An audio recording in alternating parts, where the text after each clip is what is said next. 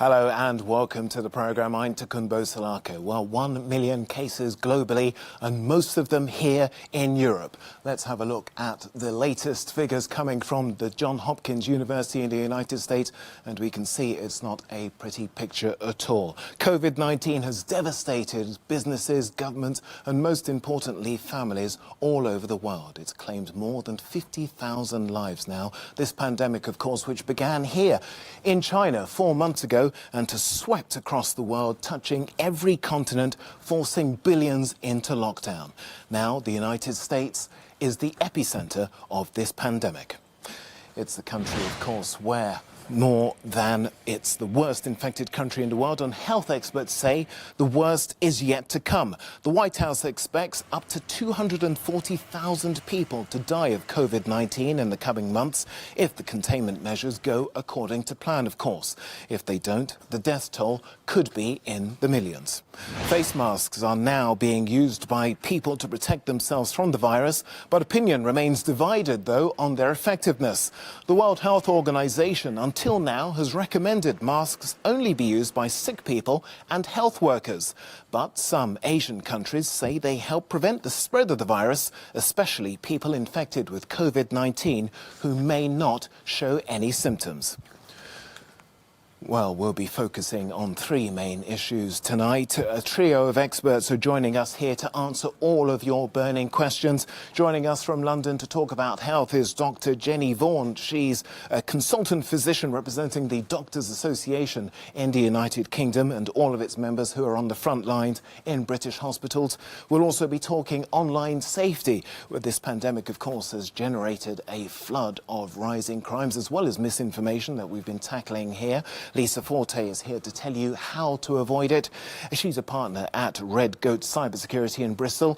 And finally, we'll be talking about education too and how families are adapting to a curriculum change it seems nobody saw coming. Samantha Rakati-Joyce is a secondary school teacher and she's working with students in La Brelle, that's close to here in Lyon in France. Well, let me begin by asking a question to you, Dr. Jenny Vaughan. The World Health Organization has been reviewing its face mask, its issues, it's rather reviewing its advice on face masks. What do you think of whether they should be worn? I think that's. I think it's a good idea. I think the worry at the beginning was we didn't have clear advice, but the lessons, it seems, from Southeast Asia, China, are that actually masks can be helpful. Initially, people were told to wear them if they were symptomatic. But the more we're beginning to understand about this, the more actually the advice seems to be that it may be safer for everyone to wear a mask because this is a droplet spread disease.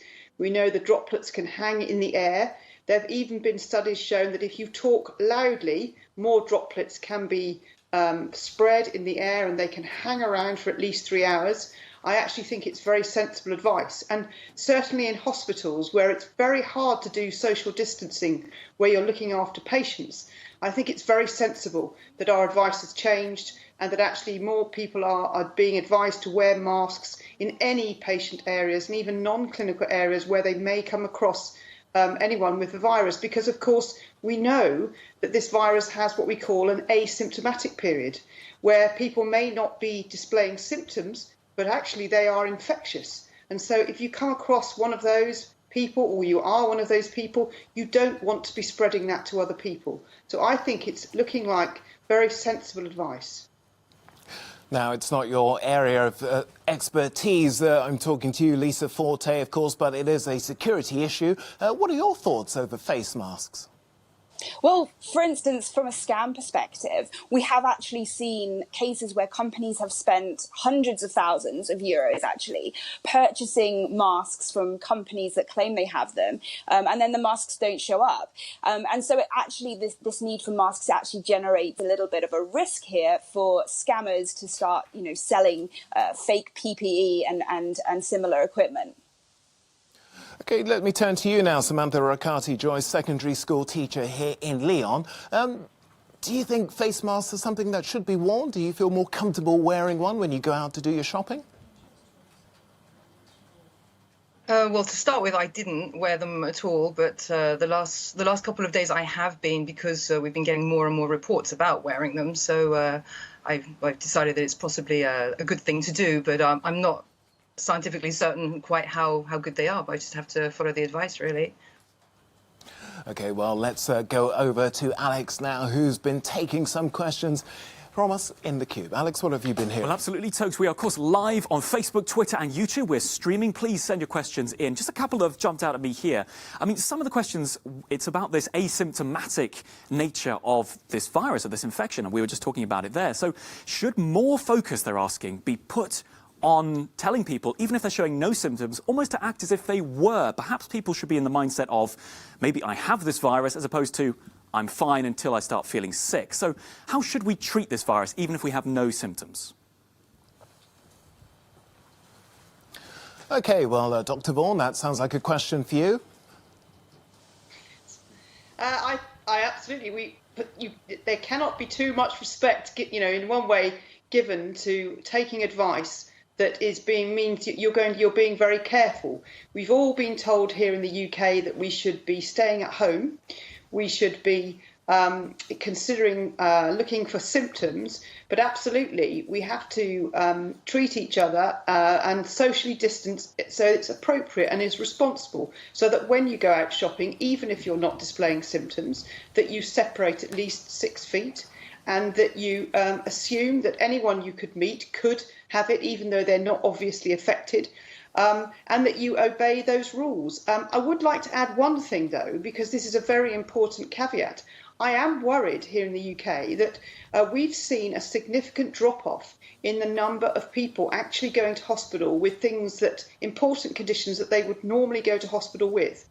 And what we don't want to have is people staying at home with serious things wrong with them because they're scared of going into hospital.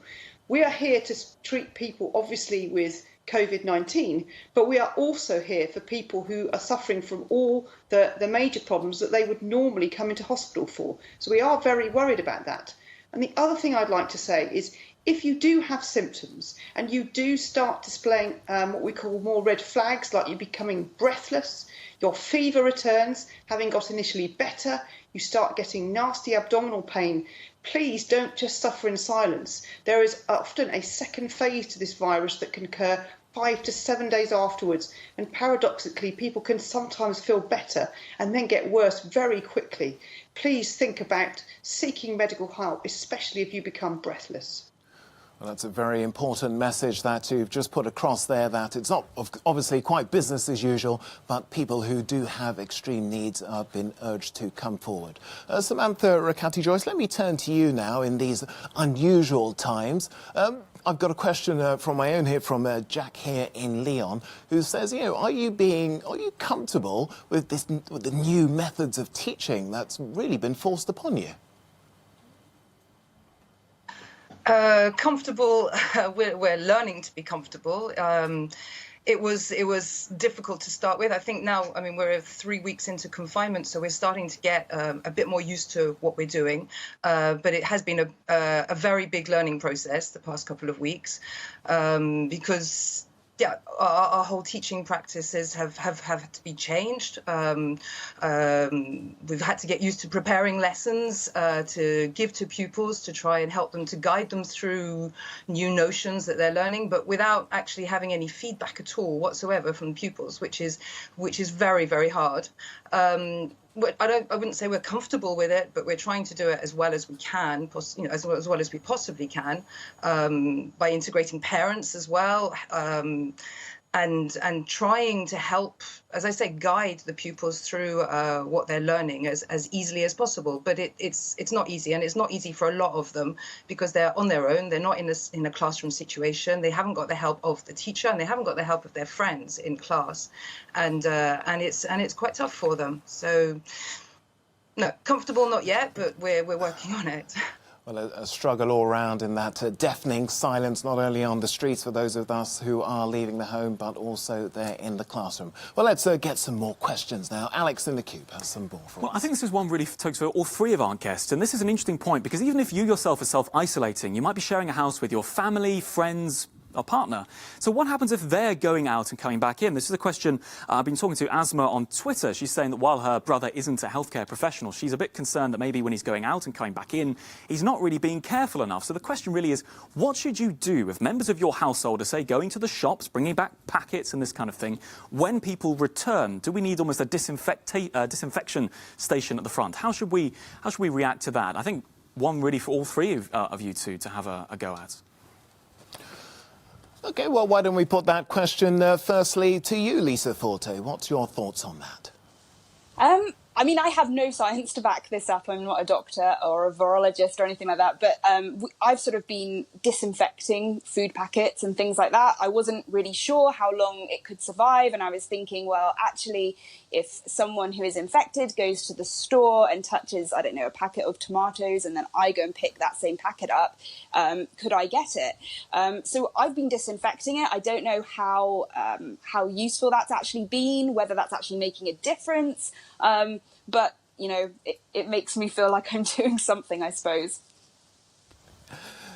Turning to you now, Dr. Vaughan, what can we make of all these? Because there's been a plethora of false rumours, and so many people do different things. You know, they get their shopping, some leave it outside in the sun for 2 or 3 hours. What are we to make of some of these claims and allegations that are coming across? Well, I think one has to, you know, you have to try and balance what you can with your lifestyle without going completely mad. Do you know what I mean? You know, all of us have a tolerance for this, because being on lockdown has its own challenges. What I would say is the virus can last up to 72 hours on surfaces. However, that isn't the main route. The main route is clearly by droplets spread.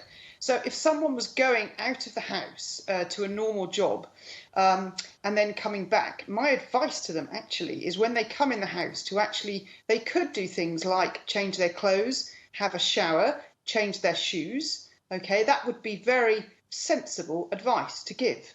If they were just nipping in and out, then actually let's not forget the very simple regime of washing your hands. Really washing them carefully, 20 seconds, and here in the UK, it's to the tune of Happy Birthday, doing a really good job on that. But thinking to yourself, actually, if you could have been exposed, especially my husband is a surgeon, he's going in and out to the healthcare environment every day. He comes in and literally bags his clothes, jumps in the shower and washes his hands before he does anything in the house. And I think that's very sensible. But do not forget hand washing as a very simple, basic thing that you should do before you do anything or interact with anybody in the house. Well, stay with us on the programme. We'll have more of your questions after the break. Many of them coming in. Do use the hashtag Euronews Answers and we'll pick them up. That's just in a few moments.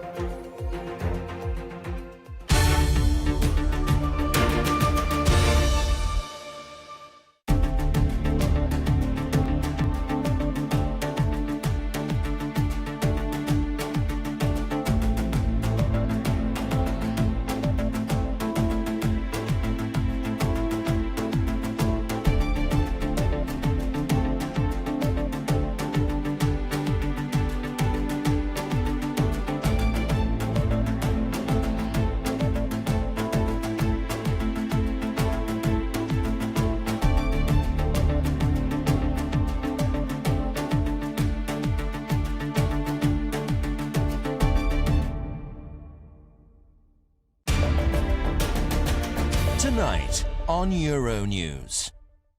Of course, I think it's important to remind to everyone that not one single country on the planet has been fully prepared for this kind of crisis. No one.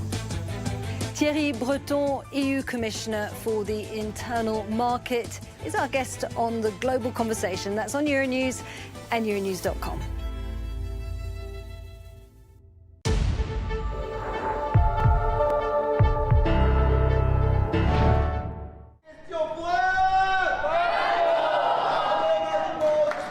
En quelle année est sorti le tout premier iPhone?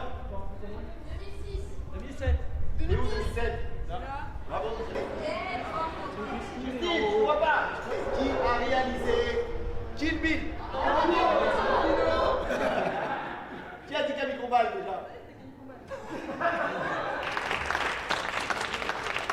81 moins 5. 76. Si. Comment se donne un bateau à 3 côtes? C'est une victoire très nette des pairs ce soir. On les applaudit très très fort.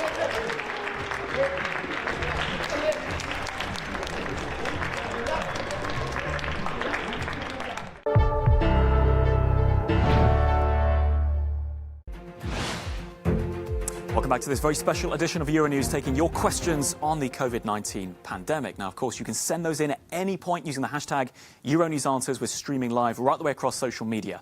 But I just want to draw out something, if I might, and that is the warning we're seeing from international policing bodies right the way across the European Union and, of course, around the world about criminals, crooks, people wanting to make money out of this, and in many cases putting lives at risk. Have a look at this from Interpol. Warning of fake masks, fake hand sanitizer, often sold online at inflated prices. Warning people against taking medicines. If we go here to the EU Medicines Agency, they're saying do not buy medicines claiming to be a cure for COVID-19 from unauthorized and unregistered vendors online. Clearly, there's a real concern here that people are looking to cash in. Then it's not just online that people are being warned. If you had a look at Action Fraud, it's a police body in the UK, they're saying, watch out for people pretending to be the police. This has also been a warning in France. People pretending to be government officials or police officers trying to take people to cash points to get their money. Of course, a lot of very vulnerable people, particularly isolated at this time. Then there's obviously the warning about general cybersecurity. If I can run you through a couple of key points about some of the main points to stay safe online. Warnings about out-of-date software, leaving you vulnerable to malware. Once again, a call to strengthen your passwords to stop people getting access to your accounts. Questioning the source, particularly online stores of products. And finally, if somebody's putting you under pressure, maybe on the phone, a telephone scam, to watch out for it. Now, that's some of the key warnings distilled from Interpol. You can see the full list. That's the International Policing Organization on their website. But I might just go over to Lisa Forte, who's joining us. She is a cybersecurity expert. I think she might be able to give us a bit more of a sense. Hello to you, Lisa. Could you give us a sense? We've heard a bit there from Interpol about what we can do without, becoming paranoid to keep ourselves safe from scammers, particularly online. Yeah, so it's a real opportunity, unfortunately, for organised crime groups, people who perpetrate these sorts of things. And just recently, actually, in the Europol report, they said that elderly people were being called up, and the scammers would say on the phone to them, your relative is in hospital and they're suffering from the COVID-19 virus. They're on intensive care, they're on a ventilator, they're very seriously ill, but we can't give them any of the life-saving drugs without you paying their hospital bill. And what they were seeing was actually a lot of elderly people were so worried about this that they were paying this imaginary hospital bill on the telephone and being exploited. And it's that fear and anxiety that we all have as a society that's really owing itself here to being exploited by criminals, unfortunately. Let me turn over to you now, Samantha Riccardi-Joyce, because that issue of online security also greatly affects our children, doesn't it? And, with so many of them at home, they're not, of course, all studying. They're much more vulnerable to perhaps being exploited by online scammers. Absolutely, but the problem is for our teaching content, we're using obviously internet completely at the moment. So kids are being left in front of screens all day because they're having to be in contact with their schools for the work, and so they're obviously open for being attacked and being targeted by people with obviously not good intentions. So it's a problem. It's complicated. Parents have to be a lot more. Have to survey a lot more and keep an eye on what's going on a lot more. But it is very difficult. Okay. Well, let me just bring you now a question that we received here at our headquarters here in Lyon. Don't forget our hashtag is hashtag Euronews Answers. A question from Novita Ekasari via Facebook. And this is perhaps one for you, Dr. Vaughan. Once you've had COVID-19 and recovered, can you get it again? Is COVID-19 acting like any other virus? Well, the answer to that is we actually don't know. This is a new virus, okay, for us. We obviously know about the coronavirus family, But actually, the answer to that is we do not know. We're trying to, at the moment, the vast majority of testing carried out in the United Kingdom is antigen testing, and we are still waiting for the antibody tests to come online, and that will tell us more about who has had the infection. And then if we get widespread testing as that, we would then hope to study on a population basis how people then do. So I think the answer to that question is we absolutely, at the moment, it's hard to give a right answer to that. Apart from the fact that the safe answer has to be, because we don't know, you can't then assume that you can just go back to your normal lifestyle and not observe all the things that we've been advised to do so far, which is social distancing. If you're somebody with pre-existing conditions, or you're living with someone with pre-existing conditions, that you must act extremely carefully and responsibly towards them. And, we have to obey all the guidelines that we've been given to date. Okay. Let me ask you another question now. This one from Sexy Marmalade via Instagram. Which diseases and pre-existing conditions might place you in the high-risk group? Well, what we've got to remember is that this virus predominantly affects the respiratory system, our breathing system. So anyone with asthma, another variant of asthma, chronic obstructive pulmonary disease, anyone who might be immunosuppressed, so anyone who's had a transplant. But the biggest single factor seems to be as to how well you do is actually age. So anyone over the age of 70 must also take this extremely seriously. But don't forget that it also can affect younger people. Tragically, we also lost a child aged 13 in the UK. But we are seeing in our hospitals people in their 40s to 50s and younger. But it is age that where people, if they get it and they're a part of the 10% that end up being hospitalised, they seem to be do worse than most if you look at the figures. So those risk factor reports, diabetes, heart disease, and also if you're overweight, that is also a risk factor. But predominantly it's the respiratory diseases, the asthma, as well as diabetes, organ transplant, anyone who's been immunosuppressed, anyone who's undergone chemotherapy. I'm a cancer sufferer myself. I understand about this. I'm now in remission. But anyone who's actually got cancer and is undergoing chemotherapy, it's really, really important that you are shielded and you do not go out for 3 months. And you try and avoid any exposure to this virus because your defences are down. Thank you for that message there, Dr. Vaughan. Well, let me just remind our viewers, of course, that you're watching a special edition of Euronews now. If you have any questions, you can send them in to us because we're taking them here live at #EuronewsAnswers. Alex, have you got some more for us? Well, absolutely, Tokes. We've been looking at all the live streams and your questions. And I think if I could just broadly group them, of course, we are, time isn't always on our side. So here we go. If I broadly group them, a lot of people questioning about blood in this, particularly if you've given blood or going about the normal activity of giving blood. Maybe that's one for Dr. Vaughan there. And just if I might also sum up some of the other questions about what the world's going to look like when this virus passes by. Susanna asking, will our societies be as badly hit as they were after the 2008 banking crisis? Now, of course, that's a very specific question, but there is a question here, isn't it, where people are talking about re-examining their values. So maybe I might ask our other two guests if they think societies will be changed. But if I start with Dr. Vaughan by asking about blood, is there a risk for people seeking to give blood? Oh, can I just say, at the moment, I'm not aware of that specific blood transfusion guidelines have changed, all right? Certainly, if you have been infected by this virus or you are symptomatic of it, that you should certainly not be giving blood. If you've been healthy, okay, and you have not known to be affected, and you're still giving blood at the moment, then that's something that you should take up when you go to the transfusion centre and follow the most recent guidelines.